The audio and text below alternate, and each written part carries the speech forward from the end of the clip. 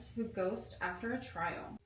Honestly, I feel like you just let them ghost you. I think if you're not what they're looking for and you're not their artist, there's no point in trying to track them down, right? You want people that want what you're offering. And if you guys didn't vibe, if you weren't giving her exactly what she wanted, let them ghost. Your client will be there to replace her, I promise. You just have to make sure that you're putting out in marketing exactly what you're offering so that clients that aren't really vibing with your style aren't going to come and take a trial from you anyway. How far in advance should I open my calendar? I say no more than a year because you don't know what you want to do in a year, 2 years, if you have a baby, if you want to, go on vacations, whatever. I think if you open your books too far in advance, you're locking yourself in a date for either a bigger opportunity, a travel opportunity, and you're kind of locked in and you don't really know what you want to do. I would say at exactly a year. I like to open my books at the beginning of the calendar year for the next year. So in 2020, I opened my books January 1st for 2026 of 2025.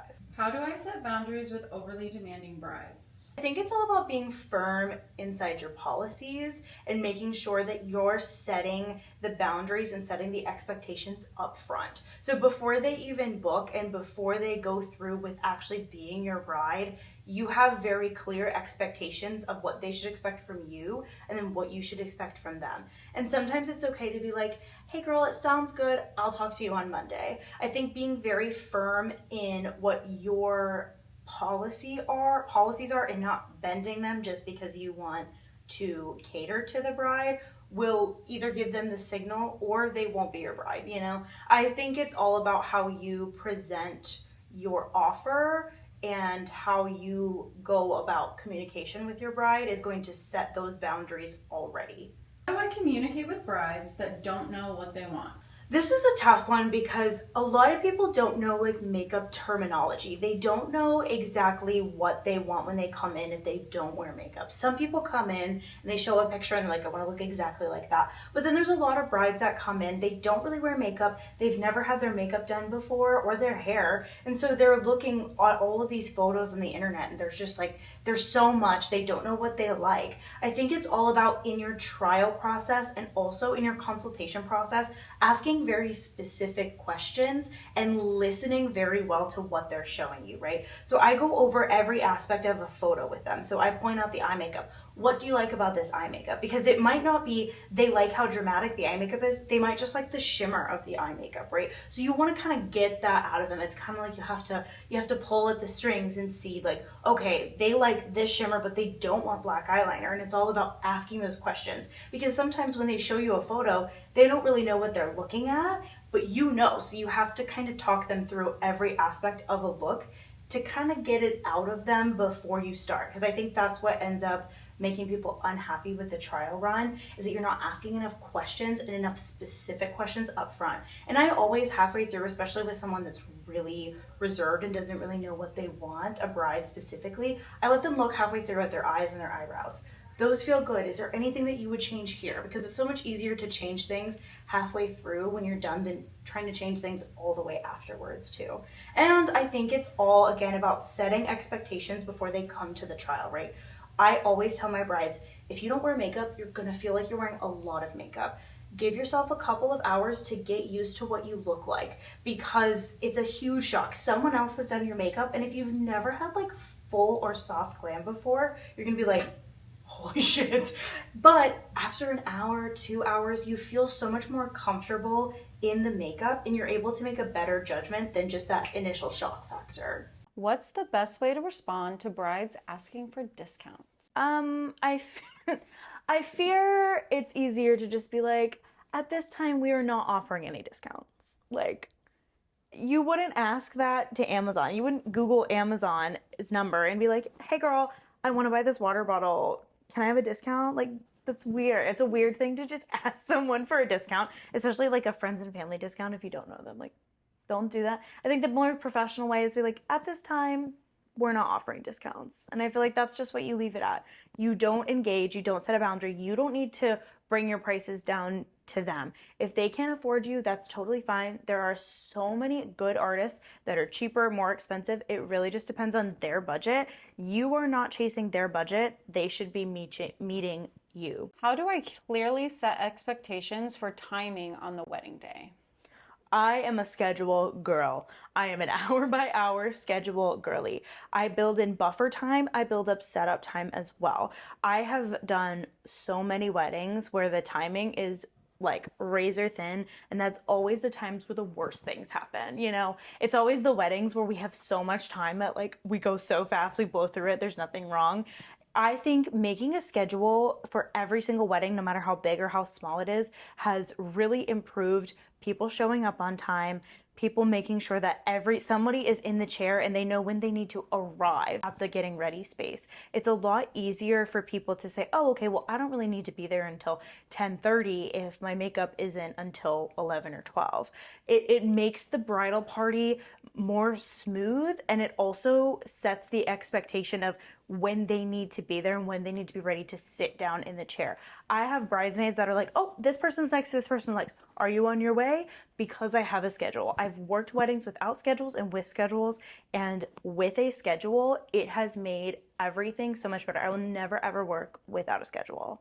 How do I improve my Instagram or website to attract better clients? Good question.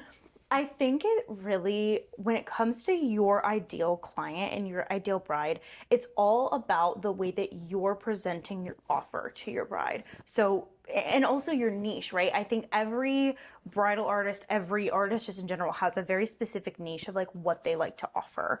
And it's all about being able to present that in a way for your ideal client to consume in the right way, with photos, with your brand voice, with your branding. Basically, everything should encompass that niche.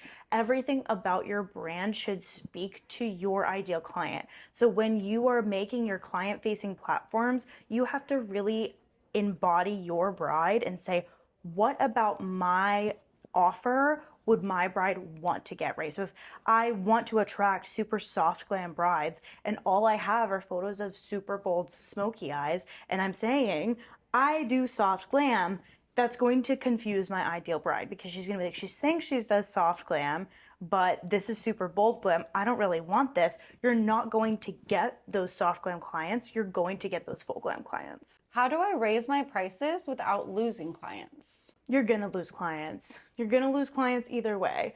There is no world in which everybody's going to be able to afford you at every price range, right?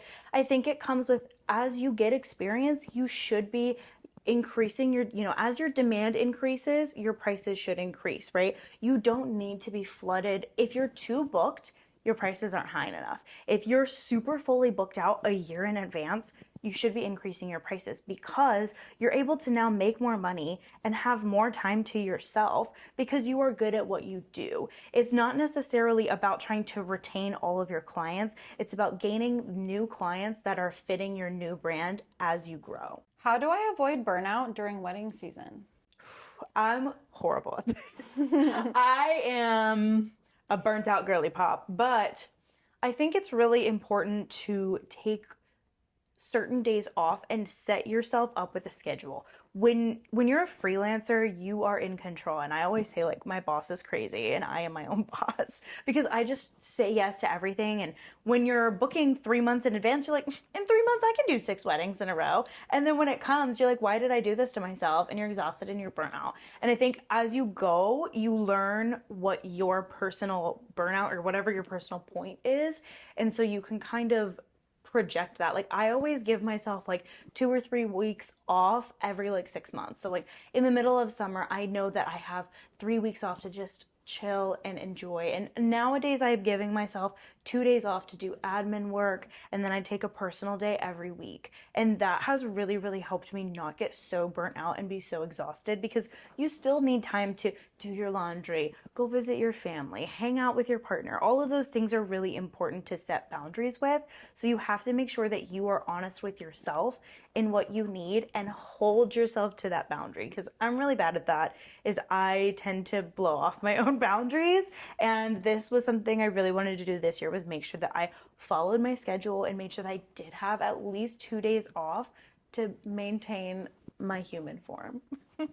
How do I stay motivated when bookings are slow? This is a tough one, because I think it's easy to let that imposter syndrome creep in, especially when you do start to see yourself slow down. And it's a very normal thing in the bridals. Bridal has seasons. You have times where you're booking crazy and then times when you're not booking so much. And I think taking advantage of the time when you're being slow to improve your social media, improve your CRM, take courses, learn. When you're slow, that's the time you should be taking advantage of improving your business for a busy booking season.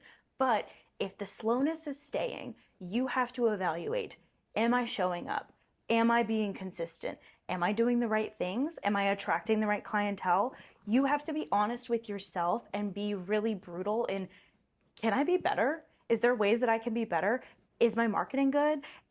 Are all of these things that I'm investing my time and money in actually benefiting me? Am I getting ROIs from all of these things that I'm putting effort into? You've got to be able to self-check yourself, especially when you're your own boss, because if you don't, that slow season is going to continue. And that's why businesses fail, is they're not able to come back and say, I am not showing up. I am not doing the things I need to be doing. I'm not being consistent. You can't just expect your business to grow without watering it. When is it time to raise my rates or rebrand my business? I think raising your rates, it really comes with that demand. You shouldn't just raise your rates because you feel like you want to make more money. Everybody would be raising their rates all the time. I'd be charging $1,000 if I just wanted more money, right? It's all comes to the supply and demand, right? You can't raise your rates if you don't have the demand to then make sense to raise your rates. If you start getting a lot of bookings, you're getting really, really booked. You're getting so booked that you're like, I don't think I can handle all this work. That's when it's time to raise your rates. You've got to make sure that the demand is there so that when you raise your rates, you still have clients, because you don't want to raise your rates and then cut your bookings completely in half, and then you're really kind of doing the opposite that you wanted to do. You're still not making more money. When you raise your rates, the whole point is to work less and make more. I think rebranding kind of comes down to if you're wanting to kind of change up your clientele, or you want a new website, you want to get new branding photos, or you don't feel like your personal brand is aligning with your clientele, right? I think embodying your brand is a really important part of the bridal business in specific, because they're not just booking you for your talent, they're booking you for your personality and who you are. So you have to make sure that your brand is aligning with you as a person. And if you've kind of changed, your brand should also change with it. So I think rebranding is definitely going to go into a personal, how do I feel about my business? Should I specialize in a particular bridal style or offer everything? I don't really think anyone should offer everything, because I think a master of all is a master of none. You can't be really, really good at every single style, right? You can execute them and you can execute them well, but is that really doing it 100%? I personally think finding a niche is going to make you be able to consistently book people that are similar to your ideal bride, right? Like when you niche down, like my soft glam vibes attract the same bride over and over and over again. And because I have that niche, I'm able to attract the brides that I want to work with and not just attracting everyone, right? I don't enjoy doing crazy smoky eyes, like super, super glam. I can do it, but that doesn't mean that I want to do it all the time. And I think me niching down has been able to find like the brides that I just adore and love. And I have the best brides in the world, and I could never ask for a better set of clientele. And I think that's because I've been so niche and so specific with the styles that I do.